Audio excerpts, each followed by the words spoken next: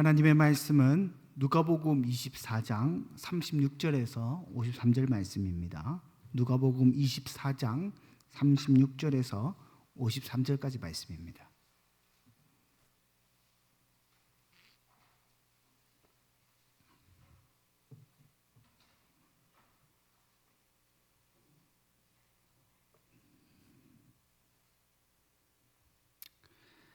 누가복음 24장 36절에서 53절 말씀,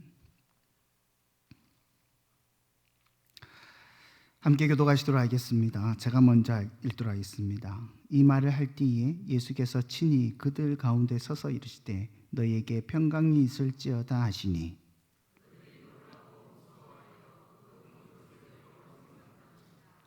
예수께서 이르시되 어찌하여 두려워하며 어찌하여 마음에 의심이 일어나느냐.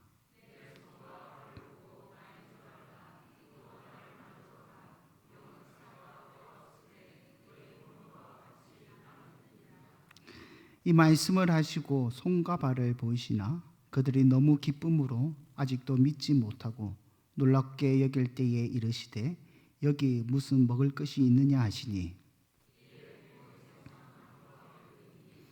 받으사 그 앞에서 잡수시더라.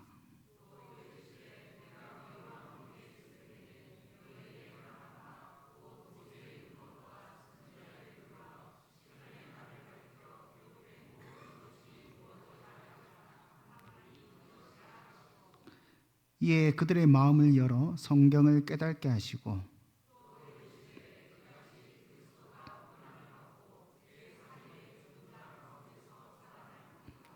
또 그의 이름으로 죄사함을 받게 하는 회개가 예루살렘에서 시작하여 모든 족속에게 전파될 것이 기록되었으니, 볼지어다 내가 내 아버지께서 약속하신 것을 너희에게 보내리니 너희는 위로부터 능력을 입혀질 때까지 이 성에 머물라 하시니라.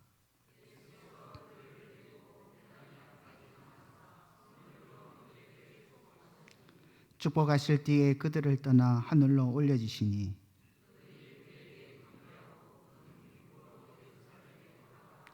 늘 성전에서 하나님을 찬송하니라. 아멘.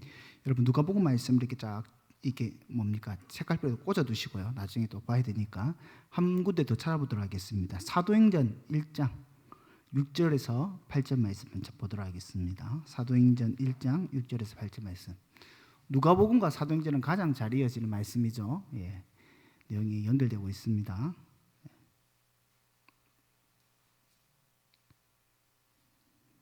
사도행전 1장 6절에서 8절 말씀.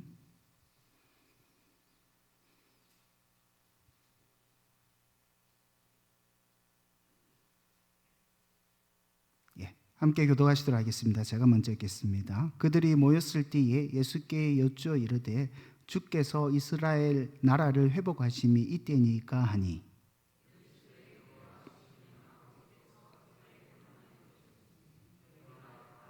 다 같이 읽겠습니다. 오직 성령이 너희에게 임하시면 너희가 권능을 받고 예루살렘과 온 유대와 사마리아와 땅끝까지 이르러 내 증인이 되리라 하시니라. 아멘. 오늘은 예수님의 승천과 또 우리 복음 전함에 대해서 함께 살펴보도록 하겠습니다. 사도행전의 시작이 어떻게 되냐면, 여러분 이제 사도행전 보시면 아시겠지만은 예수님께서 십자가에 죽으시고 3일 만에 부활하셨죠. 그리고 승천하시기까지 일들을 회상하면서 사도행전의 스토리가 이제 진행이 되는 겁니다. 예수님께서 부활하셔서 제자들 앞에 나타나셨습니다. 그리고 뭘 하셨느냐? 거기 이제 우리가 오늘 읽었던 누가복음 24장의 내용들입니다. 예수님께서 뭘 하시냐면 그리스도의 부활과 고난과 부활에 대해서 쭉 설명을 하십니다. 그리고는 제자들에게 당부하시기를 예루살렘에 떠나지 말고 내게서 들은 바 아버지께서 약속하신 것을 기다려라. 아버지의 약속이 뭡니까? 약속하신 성령 하나님이시죠. 성령 하나님을 기다려라 합니다. 그 성령 하나님의 부어주심을 기다렸던 장소가 어디냐면 예루살렘입니다. 예루살렘. 사실 예루살렘은 여러 측면에서 성경에서 아주 중요한 사건들이 많이 일어난 장소입니다. 예수님께서 승천하신 장소도 예루살렘이고, 오순절날 성령 강림이 일어났던 곳도 예루살렘입니다. 왜 이렇게 예루살렘을 중심으로 이런 사건이 일어나느냐? 예루살렘에서부터 하나님 나라가 회복되어야 하기 때문입니다. 하나님께서 약속을 주신 이스라엘이 구원이 바로 이 예루살렘에서부터 시작하기 때문입니다. 예루살렘은 바로 새언약 교회가 하나님 나라가 시작되는 장소가 바로 이 예루살렘입니다. 사실 이것은 이제 신약 성경에서 아주 일관되게 강조되고 있는 점입니다. 예루살렘부터 시작하여 하나님 나라가 시작된다는 말씀이 굉장히 계속해서 반복되고 있습니다. 예수님께서 12 제자를 파송하시면서 이런 말을 하십니다. 이방인의 길로 가지도 말고 사마리아인의 고을에 들어가지도 말고 오히려 이스라엘 집에 잃어버린 양의 길로 가라 말씀하시지 않습니까? 이스라엘 집에 잃어버린 양이 어디입니까? 그 있는 곳이 어디입니까? 예루살렘이죠. 예루살렘이 바로 이스라엘의 집입니다. 거기에 잃어버린 양들이 있는 겁니다. 또 가난한 여자가 귀신 들린 딸을 낫게 해달라 간구해서 또 이런 말씀합니다. 나는 이스라엘 집에 잃어버린 양 외에는 다른 데로 보내심을 받지 아니하였노라. 이스라엘의 집 어디입니까? 예루살렘이죠. 예루살렘에서부터 하나님의 구원이 시작된다라고 말씀을 하시는 겁니다. 예수님의 우선순위는 아주 명확했습니다. 그래서 로마서 1장 16절에 내가 복음을 부끄러워하지 아니하노니 이 복음은 모든 믿는 자에게 구원을 주시는 하나님의 능력이 됨이라. 먼저는 유대인이에요. 유대인이 어디 있습니까? 예루살렘에 있죠. 그리고 헬라인이로다. 사도행전 1장 8절에서도 우리가 읽었지만 오직 성령이 너희에게 임하시면 너희가 권능을 받고 먼저 어디입니까? 예루살렘과 온 유대와 사마리아와 땅끝까지 내 증인이 되리라. 증인 노릇하게 될 대상이 먼저는 예루살렘이라는 겁니다. 오늘 본문이죠. 누가복음 24장 47절에도 또 그의 이름으로 죄사함을 받게 하는 회개가 어디서부터 시작하냐면 예루살렘에서 시작하여 모든 족속에게 전파될 것이 기록되었으니. 어디 기록됐단 말입니까? 성경에. 여기서 말하는 성경은 어디입니까? 무슨 성경이겠습니까? 모르겠지만은 구약 성경이겠죠. 구약 성경에 그렇게 기록되어 있다는 겁니다. 구원받을 회개의 열매가 신약이든 구약이든 예수님께서 하신 말씀이든 예루살렘부터 시작한다라고 말씀을 하고 있는 겁니다. 실제로 사도행전의 그 복음 전하는 사역이 바로 이 순서대로 되고 있습니다. 1장부터 7장까지는 예루살렘에서 증인 노릇하는 것이 기록되어 있고 8장부터 11장 18절까지는 온 유대와 사마리아에 전파되는 것, 그리고 마지막 11장부터 마지막까지는 땅끝까지 증인 노릇하는 것이 이렇게 딱 기록되어 있습니다. 이런 맥락에서 오늘 제자들의 질문도 이해할 수 있습니다. 사도행전의 질문이 어떤 질문이냐면 하나님 나라의 회복하심이 언제입니까? 이렇게 질문을 하지 않습니까? 이 질문도 두 가지로 이해할 수 있습니다. 첫 번째는 일반적인 이해인데 제자들이 아직까지 유대의 민족적 혹은 정치적 해방을 생각하고 있다. 이걸 염두에 두고 이스라엘 나라가 회복되면 언제입니까? 묻는다라고 생각하는 겁니다. 그래서 그 이스라엘의 전성기 다윗 때와 같이 솔로몬 때와 같이 옛 왕국의 그 영광을 회복시켜 준다. 그때가 언제냐? 이걸 질문한다. 그래서 지금까지도 제자들이 오해하고 예수님께 질문한다라고 생각하는 견해입니다. 두 번째는 또 반면에 과연 제자들이 정말 오해하고 있었을까? 이 의문을 제기하기도 합니다. 제자들은 부활하신 예수님께서 40일 동안 같이 있으면서 하나님 나라에 대한 강의를 들었습니다. 그런데 아직까지 잘못하고 있는 것인가?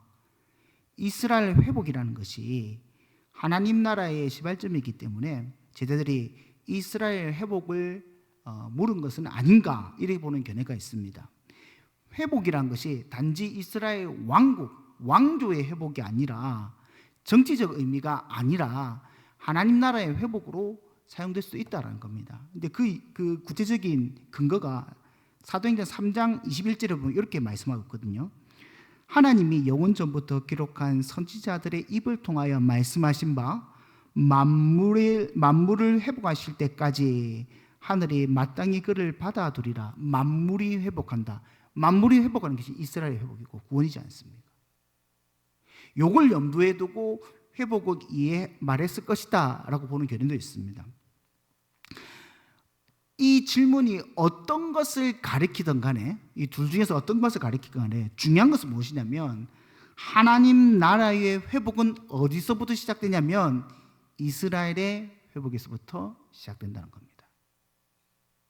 먼저는 이스라엘을 하나님께서 회복시키십니다. 복음이 땅끝까지 바로 다이렉트로 확 가는 게 아니라 먼저는 예루살렘에서 이 옛 언약 백성들에게서 유대인들에게 먼저 전파됩니다. 이들이 먼저 듣고 회개할 기회를 주시는 겁니다. 메시아가 오셨음에도 아직 메시아를 듣지 못하고 알지 못하고 깨닫지 못하는 이 남아있는 옛 언약 백성들을 다 찾으시는 이 작업부터 하시는 겁니다. 이들에게 회개할 기회 주고 나중에 핑계치 못하도록 하시는 겁니다. 왜냐하면 하나님께서는 언약에 신실하시기 때문입니다. 하나님이 이미 이 이스라엘에게 언약을 먼저 맡겨두셨거든요. 그럼 예루살렘과 온 유대와 사마리아 땅끝까지 하나님 나라가 확장되고 하나님 나라가 회복되지 않습니까? 그럼 하나님께서 어떠한 방법으로 어떠한 방식으로 하나님 나라를 회복시켜 가느냐, 확장시켜 가느냐, 그 방법이 뭐냐? 8절 말씀 보면 사도행전 1장 8절 말씀에 오직 성령이 너희에게 임하시면 너희가 권능을 받고 예루살렘과 온 유대와 사마리아 땅끝까지 이르러 내 증인이 되리라. 어떤 방법으로 하나님께서 하나님 나라를 회복시키느냐? 바로 예수 그리스도를 증언함을 통해서, 예수 그리스도를 증언하는 것을 통하여서 하나님 나라를 확장해 가는 겁니다. 저 정확히 말하자면 성령께서 제자들을 통하여 예수 그리스도를 증언하게 하시는 증인이 되게 하심으로 하나님 나라가 확장돼 나가는 겁니다. 여기에 내 증인이 되리라 했기 때문에 어떤 분들은 이거 명령법이다. 명령으로 내 증인이 되라. 안 되면 안 된다. 이렇게 명령법으로 이게 문장을 보시는 분들인데 이 명령법은 아닙니다. 말 그대로 되리라. 될까? 될 것이야. 이게 아니고 되리라. 여러분 예수 믿으면 구원을 받으리라. 이게 뭐 의무사항이나 뭔가 딴 게 필요 없지 않습니까? 반드시 그리 되는 겁니다. 내 증인이 된다라고 말씀을 하시는 겁니다. 그러면 성령 하나님이 지금 오시지 않습니까? 약속된 성령 하나님이 오시지 않습니까? 성령 하나님의 오심의 1차적인 목표가 뭐냐? 바로 제자들을 증인으로 삼는 겁니다. 여기 이제 1차적인 목표입니다. 왜냐하면 하나님 나라의 회복은 예수 그리스도를 증언함으로 이게 가능하기 때문입니다. 예수 그리스도께서 하나님 나라의 본질이죠. 그래서 예수님의 오심과 더불어서 하나님 나라가 왔다라고 선포하지 않습니까? 신약성경 쭉 보시면 예수님이 하나님 나라지 않습니까? 하나님 나라를 전파하는 것과 예수 그리스도를 전파하는 것이 다른 것이 아닙니다. 똑같은 말입니다. 제자들이 예수 그리스도의 증인이 됨으로 하나님 나라가 점점점 확장되어 가는 겁니다. 근데 우리가 여기서 이제 자세히 볼 것은 이 증인이라는 단어, 이 증인이라는 단어를 굉장히 광범위하게 또 두리뭉실하게 이해하고 사용될 때가 많다는 겁니다. 그러나 잘 보시면 사도행전에서 이 증인, 헬라어로는 마르투스죠. 마르투스라는 이 단어가 매우 제한적으로 사용되고 있습니다. 다 증인이라 하지 않습니다.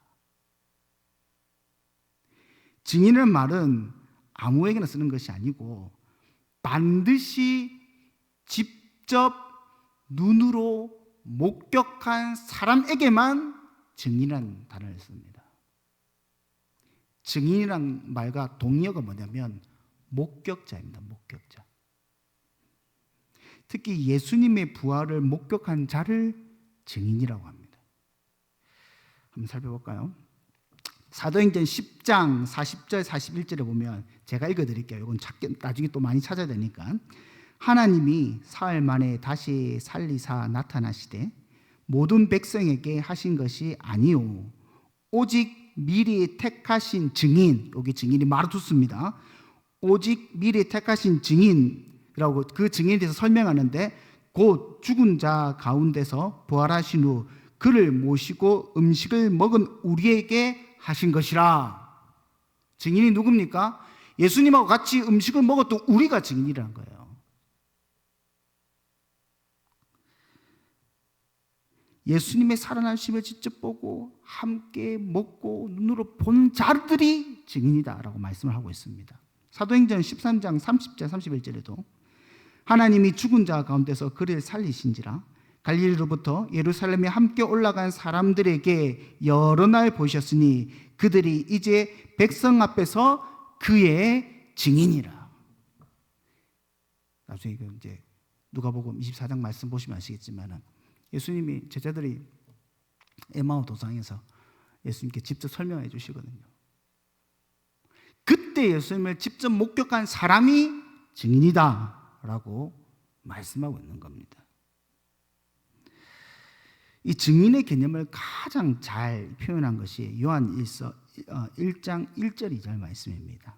태초로부터 생명의 말씀에 관하여 우리가 들은 바요 눈으로 본 바요 자세히 보고 우리의 손으로 만진 바라. 이 생명이 나타난 바든지라 이 영원한 생명을 우리가 보았고 증언하여 너희에게 전하노니 이는 아버지와 함께 계시다가 우리에게 나타나신 바 되신지라. 증인은 누굽니까? 손으로 보고 손으로 만지고 눈으로 보고 귀로 듣고 한 자가 증인이라는 겁니다. 예수님께서 믿지 못하는 도마에게 나타나셨던 이유가 바로 이겁니다. 왜냐하면 도마도 증인이 되어야 되거든요. 도마에게가 이 사도가 돼가지고 밖에 나가가지고 복음을 전하는데 예수님께서 살아난 것은 내가 봤다 이게 아니고 예수님께서 베드로가 그러던데 글카던데 베드로가 이야기하던데 예수님께서 다시 살아났다 하더라. 밖에 나가죠. 다른 제자들이 봤는데 예수님께서 안 죽었고 다시 살아나셨다더라. 이러면 증인이 안 되는 거예요. 그래서 예수님이 도마에게 나타나셔서 직접 자신을 보여주시는 겁니다. 그러면서 하신 말씀이 이 말씀이십니다. 너는 나를 본고로 믿느냐? 보지 못하고 믿는 자들은 복되도다 하시니라. 여기서 말씀하시는 보지 못하고 믿는 자들이 누구냐? 바로 지금 우리들입니다. 우리들은 예수님을 직접 보지 못했습니다. 직접 만나지 못했습니다. 그러나 우리는 증인들의 증언을 들음으로 믿는 자들입니다. 즉 사도들이 전수하여 준 복음을 들음으로 우리는 믿는 자들이 된 겁니다. 예수 그리스도를 증언하였고 그 증언을 들었을 때 성령 하나님께서 우리에게도 믿음을 주십니다. 그래서 예수를 주라 고백하고 우리 또한 하나님 나라의 백성이 되고 하나님 나라 안으로 들어오죠. 에베소서 2장 19절 말씀 그 말씀입니다. 그러므로 이제부터 너희는 의인도 아니요 나그네도 아니요 오직 성도와 동일한 시민이요 하나님의 권속이라. 왜 그렇습니까? 증인의 증을 듣고 우리가 그를 믿었기 때문입니다. 그래서 엄밀히 말하자면 사도들 외에 다른 사도들은 1차적으로 증인이 아닙니다.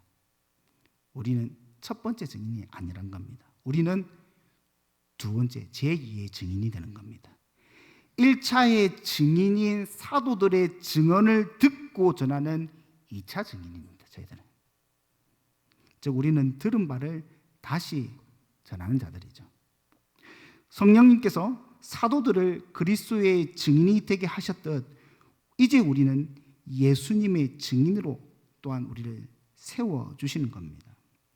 그런데 중요한 것은 예수님께서 사도들을 제대로 된 증인으로 만드시기 위해서 먼저 하신 일이 있습니다.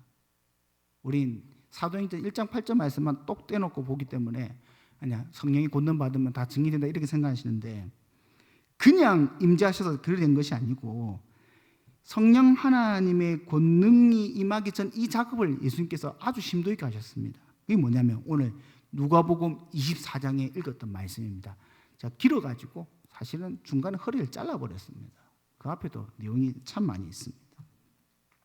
예수님께서 제자들에게 사도들에게 이 증인들에게 복음을 가르치시고 이해시키는 작업을 하셨어요.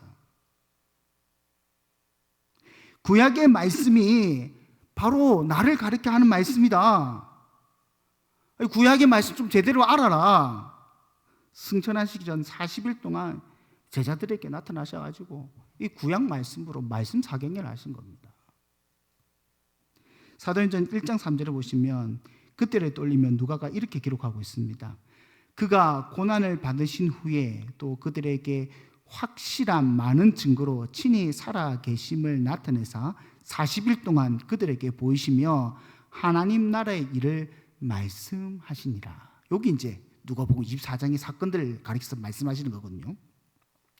제자들이 예수님과 오랜 시간 함께 보냈지만은 사실 예수님의 사역을 잘 이해 못했습니다. 제자들뿐만 아니라 예수님의 주위에 있는 사람들도 잘 알지 못했습니다. 그래서 누가복음 24장에 보면 왜 예수님이 돌아가신 후 시신의 그 향품을 바르러 여인들이 가지 않습니까? 누굴 만납니까? 천사를 만나죠. 참 저는 뭐 지금도 사실은 좀 그런 성향이 있다고 생각하는데 여자들이 참 믿음이 좋아요. 남자들보다. 남자들은 다 도망갔는데 여자들은 예수님 시신을 갖다가 향품 바르려고 얼마나 기특합니까? 이게 가서 무덤가에 만난 사람이 누구냐면 천사를 만났어요. 천사를 만나가지고 천사가 하는 말이 아유 잘했다. 그래 너희들이 최고다.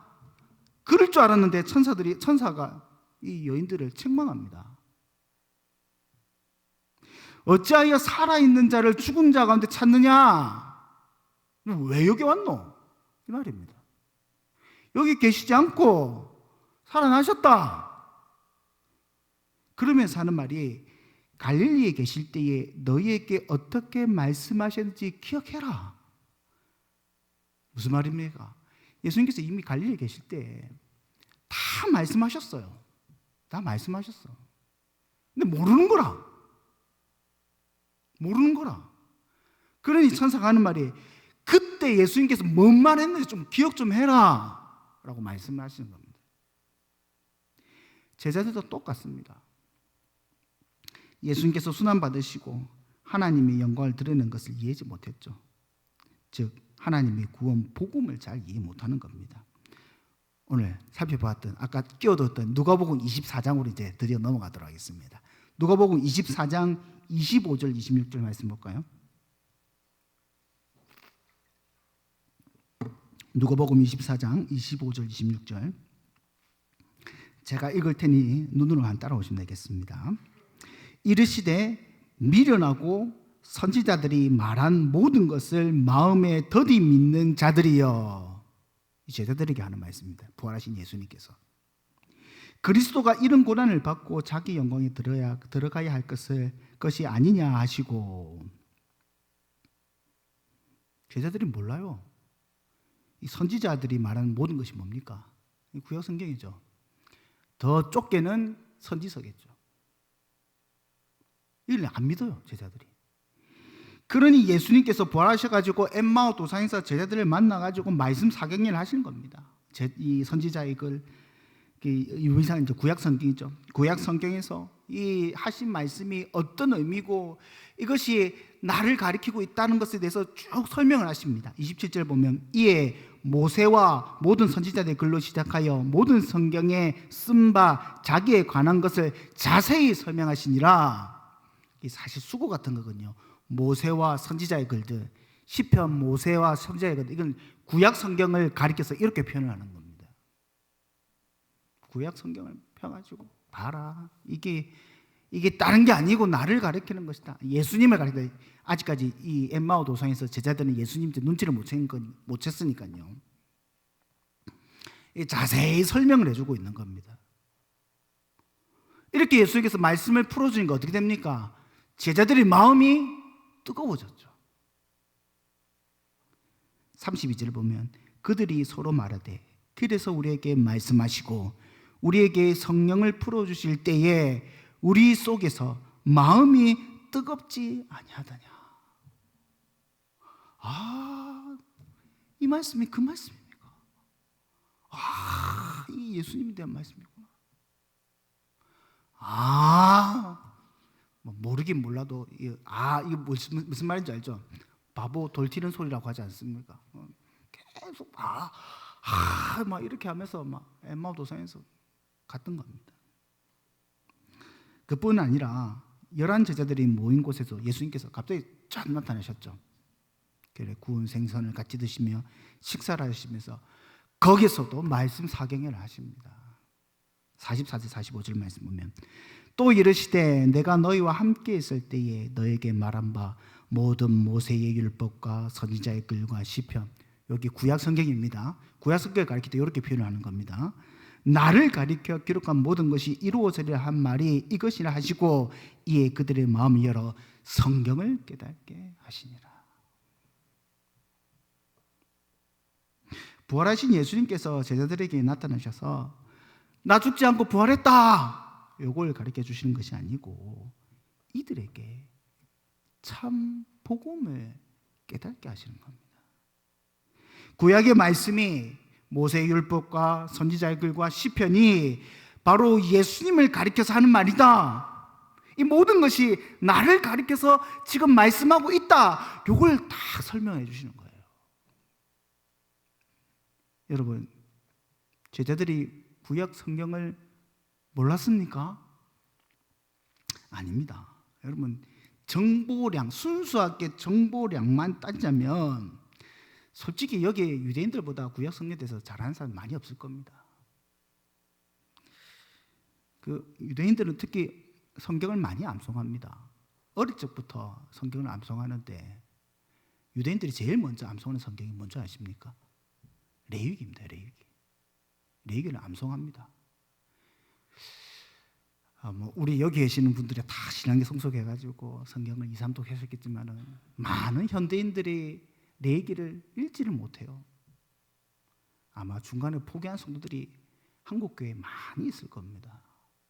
그런데 유대인들은 레위기를 외웁니다. 외운다고요.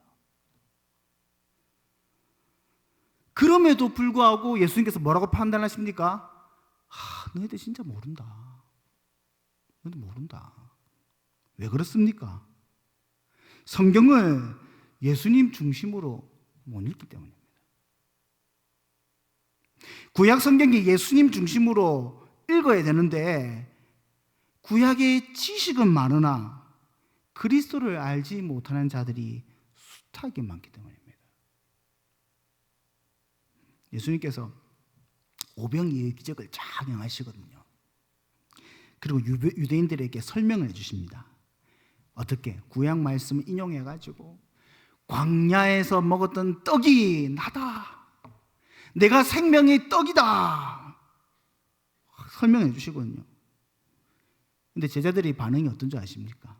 제자들이 뭐라고 야기하면 제자 중 여럿이 듣고 말하되 이 말씀은 어렵도다. 누가 들을 수 있느냐?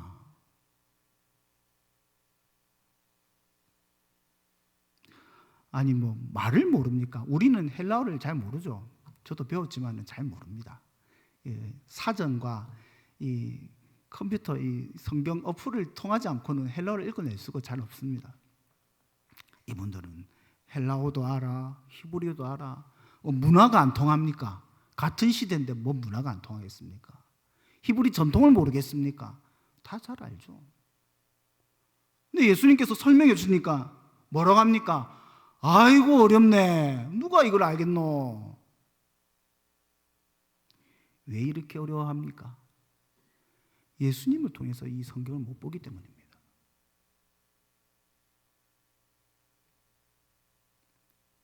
그 진짜 어려운 이유를 고린도후서 3장 14절에 이렇게 설명하고 있습니다. 고린도후서 3장 14절부터 16절 말씀입니다. 이것도 제가 읽어드릴게요. 그러나 그들의 마음이 완고하여 오늘까지 구약을 읽을 때에 그 수건이 벗겨지지 아니하고 있으니 그 수건은 그리스도 안에서 없어질 것이라. 오늘까지 모세의 글을 읽을 때에 수건이 그 마음에 덮었도다. 그러나 언제든지 주께로 돌아가면 그 수건이 벗겨지리라. 말씀에 있는데 이때는 구약 성경밖에 없으니까 구약 성경이 있는데 수건이 덮어져 있는 거예요. 수건이. 왜 수건이 덮여져 있습니까? 그리스도 안에서 아니기 때문에요. 이 수건이 언제 확 벗겨지느냐? 그리스도 안에 있을 때 없어질 것이요 주께로 돌아가면 없어질 것이요. 모세의 글을 읽을 때 어려서 못 읽는 이유가 그리스도 안에서 그리스도께 돌아가지 않아서 어려운 겁니다. 근데 그리스도 안에서 그리스도께 돌아가면 이 마음의 수건이 확 벗겨져 가지고 이 말씀이 그 말씀이구나. 내시가 이사야 글을 읽어도 이게 누군지 몰랐을 때 예수님이다 가르쳐주니까 수건이 확 벗겨지지 않습니다.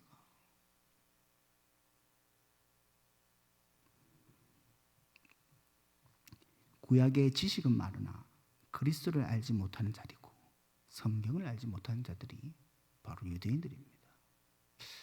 우리 학생들하고 설교를 하면서 이런 질문을 했습니다. 여러분, 유대인들은 신약 성경은 모르고 안 믿고 구약 성경을 믿는 사람이죠. 이 맞는 말입니까? 틀린 말입니까? 맞는 말입니까? 틀린 말입니까? 틀린 말이죠. 구약을 알면 예수 그리스도를 모를 수가 없습니다. 왜 그렇습니까? 구약의 모든 내용이 예수 그리스도예요. 성경을 잡아서 털면 예수 그리스도 이야기가 둘둘둘둘둘 흘러내리는 게 성경 이야기입니다.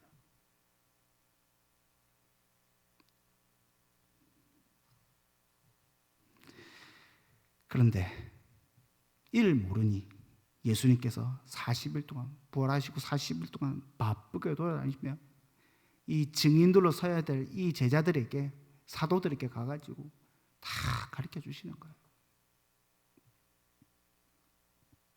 이렇게 복음을 알게 된 제자들에게 비로소 성령 하나님께서 임재하셔서 증인이 되는 겁니다. 누가복음 24장 45절, 46절, 47절, 49절까지 있는 말씀을 한번 제가 읽어보도록 하겠습니다. 이에 그들의 마음이 열어 성경을 깨닫게 하시고 또 이르시되 이같이 그리스도가 고난을 받고 제3일에 죽는 자 가운데 살아날 것과 또 그의 이름으로 죄사함을 받게 하는 회개가 예루살렘에서 시작하여 모든 족속에게 전파될 것이 기록되었으니 어디에? 구약 성경에 너희는 이 모든 일의 증인이라.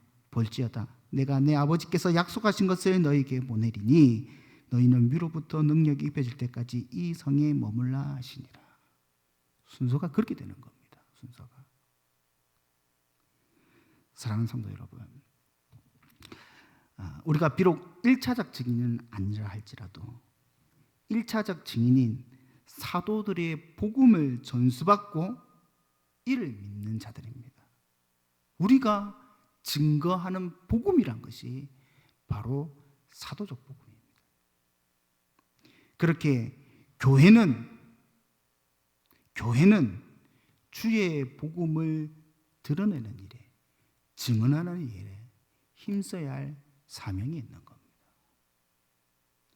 이 일에 우리의 노력과 실력으로 되는 것이 아니고 성령 하나님의 임재로, 권능으로, 능력으로 말미암아 되는 겁니다. 야, 성령님이 너에게 임하시며 너희가 권능을 받고 증인이 되도록 애써봐라, 노력해봐라, 용서봐라 하시지 않고 증인이 되리라. 증인이 되리라. 때문에 증인이 되고 안 되고, 하나님, 나는 생각해보니까 내 증인 잘 못할 것 같습니다. 내 시간도 없고 내 말도 잘 못하고. 선택사항이 아닙니다. 선택사항이 아닙니다. 교회는 주님의 증인이 되어집니다. 우리가 성령의 권능을 입은 자들이라면 이미 증인입니다. 증인. 이 교회가 사도적 복음 위에 서 있고 성령 하나님의 임재 가운데 있다면 이 교회는 주님의 증인인 것입니다. 따라서 우리는 이 복음을 드러내는 일에 힘을 다해야 되는 겁니다. 그러기 위해서는 먼저는 이 말씀이 예수 그리스도를 가리키는 말씀이다 라는 것을 아셔야 됩니다. 이 말씀이 예수 그리스도 중심으로 읽고 이해되셔야 됩니다. 그리고 이 말씀이 온전히 전파되도록 우리를 사용하소서. 우리를 사용하소서. 기도하며 주의 때를 기다리셔야 되는 겁니다. 바라기는 우리 마산제일교회가 주님의 증인의 사명을 잘 감당하기 원합니다. 우리 입술이 참 우둔합니다.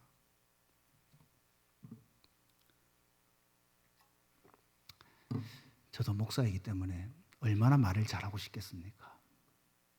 예전에 목사 되면서 그런 목사님들이 너무 부럽더라고요. 이게 삶의 스토리가 있는 목사님들 있지 않습니까? 과거에 깡패였다가 돌아와가지고, 아니면 어느 날 성령 하나님의 큰 능력을 체험하고 죽었다가 다시 살아나는 목사님. 아니, 말씀도 어찌나 그렇게 재밌게 하시는지. 처음에 목회를 꿈꾸면서 나도 저런 목사님처럼 되고 싶다. 근데 잘 안 되더라고요. 제가 그렇게 굴고 있는 삶도 아니고 진짜 평범하게 신앙생활을 했고요. 말을 잘하느냐? 그렇지 않습니다. 더듬기도 하고 어버거리기도 하고 말하면서 내가 무슨 말할지 모르게 말할 때도 있고. 우리 입술이 너무 둔해요. 진짜 여러분 그런 마음 안 듭니까? 내가 다 말해가지고 이 사람 확 홀려가지고 예수 믿게 하면, 그런 상상들 많이 하시지 않습니까? 저는 여러분도 훨씬 더 많이 했습니다. 설교단 올라갈 때마다 그 생각을 하면서 올라갈 때 참 많았습니다. 근데 결론은 그렇더라고요. 내가 참 말 못하는 사람이구나. 내게 말 재주라는 것이 없구나. 우리에게 있는 게 뭡니까? 사도들이 전수해준 복음. 우리는 이것으로 교회를 세워나가는 겁니다. 우리는 이것으로 복음을 전하는 겁니다. 우리는 이것으로 생명을 살리는 겁니다. 여러분들, 말재주로 사람을 홀리는 것이 아니라 성령 하나님께서 말씀을 깨닫게 하시고 우리 안에 이 교회를 통하여서 그 말씀이 온전히 드러났을 때 하나님이 이를 통해서 증인된 우리 역할을 감당하게 하시고 생명 열매를 맺게 하시는 겁니다. 바라기는 우리 온 성도들이 지금 전도에 많이 애쓰고 있는데 이와 같은 능력과 하나님의 신실한 복음들이 온전히 드러나시기를 주님의 이름으로 간절히 소망합니다. 우리 함께 기도하시겠습니다. 사랑의 전의 아버지 감사합니다. 부족한 입술, 우둔한 잔을 주님께서 예수 그리스도를 만나게 하시고 복음을 듣게 하시고 성령 하나님께서 믿음을 주셔서 우리로 예수님을 아는 자로 세우셨으니 이 쓸모없는 입술을, 이 우둔한 입술을 사용하셔서 주의 복음이 온전하게 드러나게 하여 주시옵소서. 아무것도 할 수 없는 이 손을 가지고, 아무 지혜가 없는 이 머리를 가지고 주님께서 사용하시사 온전한 복음이 이 땅 가운데 선포되어지고 드러나게 하여 주시옵소서.